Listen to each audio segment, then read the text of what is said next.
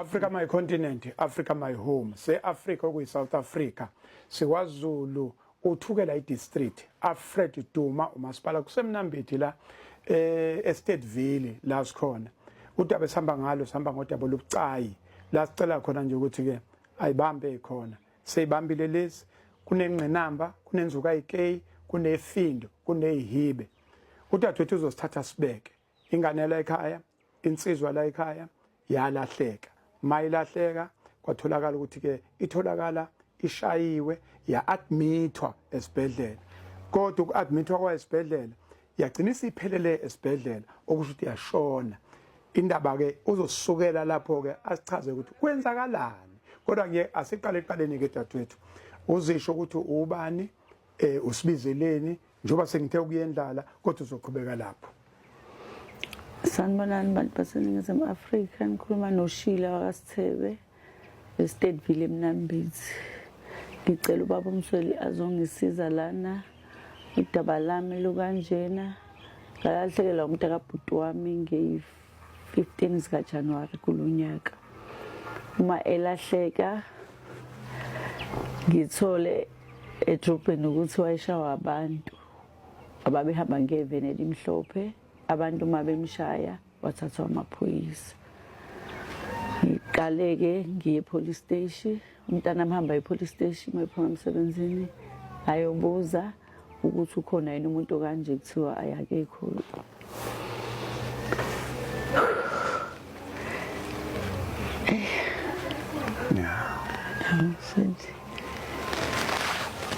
Yeah. Nazi noma ngikhe phezulu.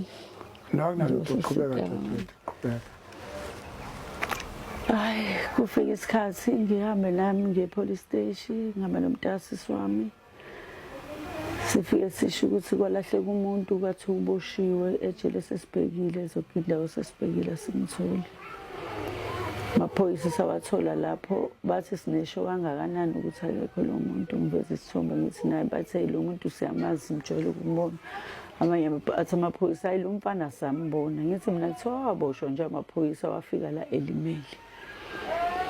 Bese iphoyisa elinye lithi asiphumeni ngeveni amaphoyisa somcingane rank kuhanjwe kuyocingwa kubuzwe ebantwini bathi abantu esamgcina lelanga ehamba namaphoyisa kaziwa ukuthi ukuphi.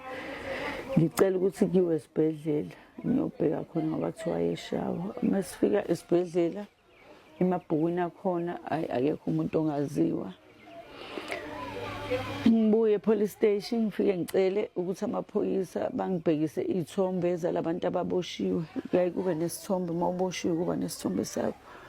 Asibhekise ubhuti siqale ekuqaleni size siyofika egcineni kuJanuwari ilona sakhe singaveli.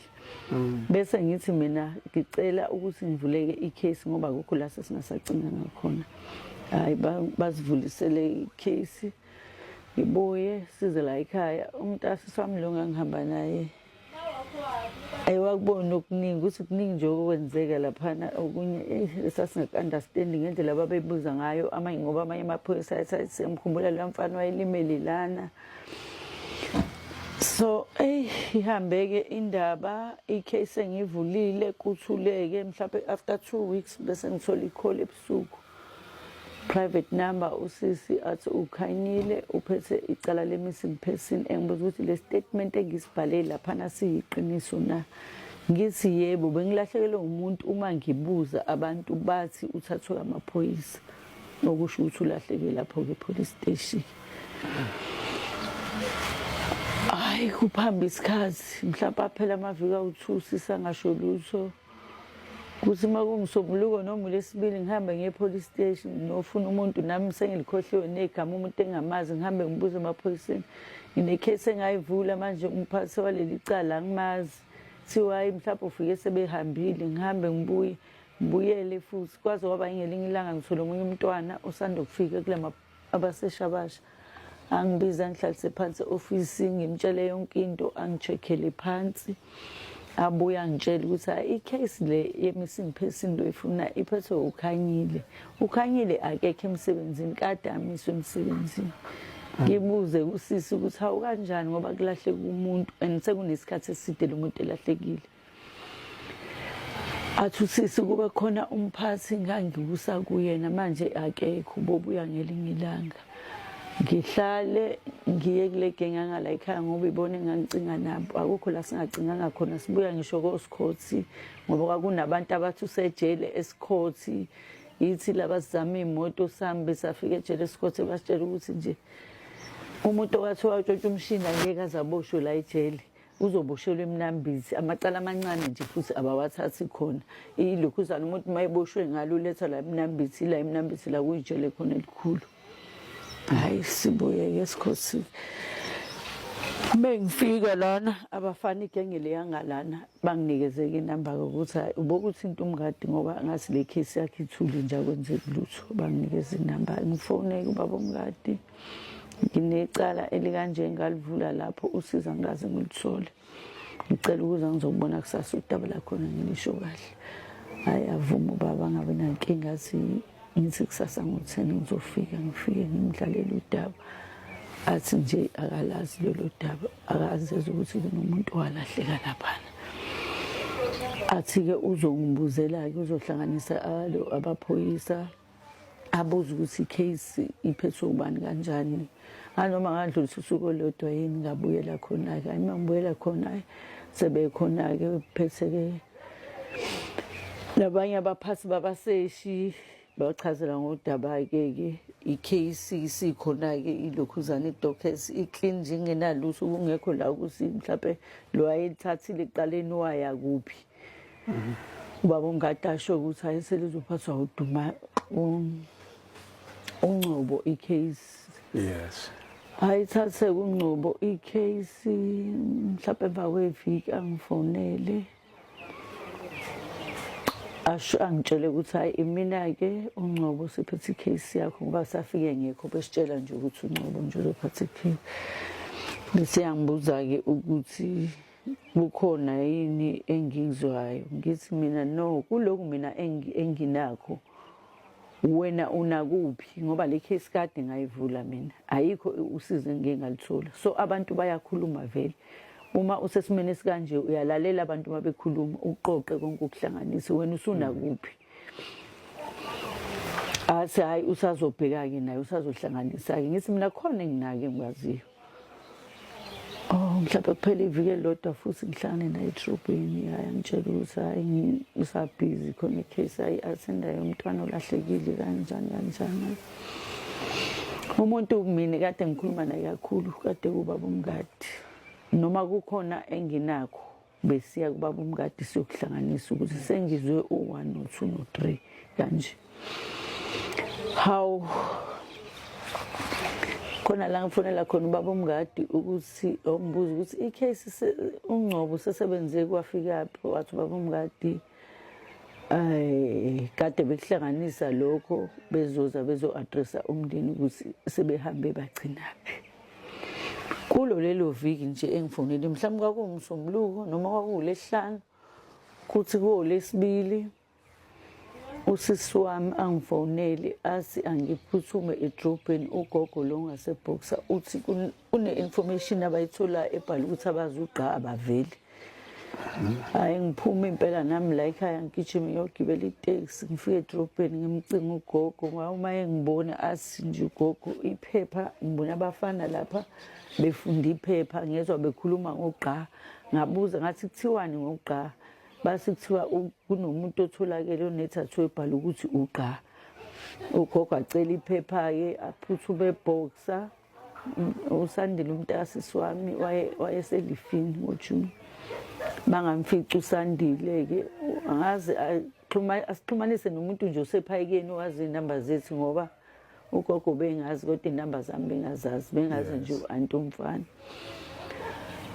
ngifike kugogo-ke athi naku naliphepha libhalwe ngogqa hayi ngithatha impela yilo leli ngithatha ugogo ngilifunda athi kuthiwani ngimtshele ukuthi hayi gogo kuthiwa kunomuntu owatholakala ku-R74 waphuthunyiswa esibhedlele iMausi ukuhamba kwesikhathi waseyandlule emhlabeni unethathu ebhalwe ukuthi ugqa engalweni ngicela ukuphazamisa kancane mhlambe othi noma ngingakwazi ukufunda kahle asimfundele nomuntu obukayo angiboni kahle. Ngizozama nami ngizofifiyela nje. I-Lady Smith Herald le 24 June 2025 page 2. Na ntolo lwadaba luthi isihloko sakhona, police appeal for help to identify assault victim. Qhubeke ke indaba ethi Winterton police detectives are asking the public for help to identify a man who was found badly beaten alongside the R74 on 22 January. Police responding to a call discovered the unconscious man, believed to be about 40 years old, and rushed him to Emmaus Hospital, where he later died. A murder investigation is underway. All right, okay. The victim is average build and height and has the letters. Okay. The victim is average. The victim is of average build and height and has letters Qa tattooed on his upper left arm. He was wearing blue denim jeans and a white t-shirt when he was found. To date, no missing person reports match his description and no relative has come forward. Anyone with info is urgently to contact. Anyone with info is urged to contact Constable Bimbridge on 083 blah blah blah blah number or 082 462 blah blah blah blah. Lifunde kanjalo ke iphepha. Qhubeka ke dadewethu. Iphepha ngilithole ngilithathe kugogo, ngibela itaxi, ngisingehla nje ebridgini, ngingene kumngani wami lapha ekhoneni, sithumela ingane, sengi-airtime sifone hayi usisalibambe ke uciko ke bese ngiyasho hayi ushila sisi lokhuluma naye wakasithebe. Benginomntwana okade ngilahlekele, so ngibona la ku-article ukuthi kunomuntu otholakele, cela uzom-identify uyena ngoba naye bewuqa. Athi usisi ayicela ningezi kusasa ngoba uLesithathu ngizobe ngikhona ngoLesine. Ngithi mina hayi okay anginankinga ke sisi, usho ukuthi sokubona ngoLesine. Ngifike la ekhaya ngilokhu ngishuthe le article ngisendele ubaba umngadi, ngimtshele ngibese ngisenda ivoice note ukuthi baba umngadi nako ngikuthola ephepheni, sengifonile kuthiwa asize ngoLesine. Angiphenduleke naye athi ayi okay ntombi, ngizonizama ukuthi nginihlelele nihambe nomseshi ngoba ngamchazela konke ngathi baba umngadi kwa transport lokuthi siye khona asinamali. Yes. Wathi hayi ngizoni arrange le transport nomseshi. Hayi sibongeka ayifika uLesine ngicele nomalume, umalume nosisi wami omdala ngihambe ngomcela sihambe sonke sifike lena masifika lapha forensic. Okay baqala bangene bodwa ke kusho ukuthi uBimrisheni wayesaphethe le file yonke le enalethombe zasesibhedlela yakhe. Bangeneke ke baqedeke besibize ngawani kufika ubone babuza ukuthi ubona ngani ukuthi uyena ukukhombeke ukhombe kodwa wayebonakala nje ebusweni wayengashayekile, wayimosheke emzimbeni. Hayi siqedeke sonke singena ke hayi confirm ukuthi awuyi sibuyeni sonke sizengana ngaphambili sithi nje sahleli lapha bodwa forensic bese sike nakuke ke manje ngithanda ukuthi ngazise wona ukuthi lo muntu lo ungcwatshiwe isonto. Ngingakholwa futhi ngambuza ngathi usuthi manje bhuti wathi sithi lo mzimba ungcwatshiwe izolo, ngathi kanjani ngifonile mina ngakhuluma naye ngaze ngambuza usisi ngathi sisi yenzeke kanjani lento. Sesijabula ukuthi at least sesiyazi ukuthi ithambo lethu silitholile, sengcwatshiwe futhi sesizokwenza njani ke manje. vele kuqale phansi kwamamsweli. Emva kwesikhathi esingaka umuntu ekhala ukuthi mesithola amathambo-ke kuphela lapho sasesijabula ukuthi at least-ke basesiwatholile amathambo ethu kusiba right. Kwavele kaqala phansi iy'nkinga ey'nkulu-ke kunakuqala-ke manje ngoba sisazi ukuthi sizomthola kanjani. Ngoba besinesifiso ukuthi sicela ukuthi siy'ngcwabele thina ngendlela yethu ngoba nangale ndlela ahambe ngayo akukho kahle.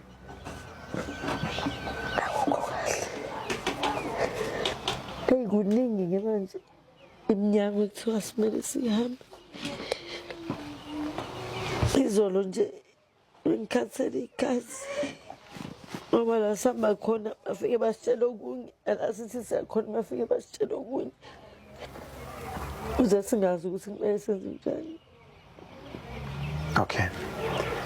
Uthi benifike sisi khona ngizoyibamba kahle. Nifike police station, yaku police station afika kuyona ku forensic ukuphi? Usesicourt. Nifike esicourt kwa forensic. Balizonikombisa izithombe zomuntu otholakele. Basikhombisa nje kuyifayili yomquko yasesibhedlela. Okay. Mani ibheka le file iyamesha no nengane yakini nomfowenu. Iyamesha impela uyena ngoba ekuseni akashayekile. Uyabonakala ebusweni khona la bemshusa khona ebusweni nje kuphela. Oh yes. Ngase ngiyabuza futhi ngathi ngoba ethombeni uyabonakala babengayikhiphi ingane sokulesikhathi. Ngoba kade saqala simfuna. Naye umseshi wami ngaze ngaxabana naye khona lapha ngathi usho ukuthi angisizanga ngalutho vele. Umuntu usengimtholile, usengcwatshiwe futhi kusho ukuthi ayikho nje yonke le nto ade ngiyenza.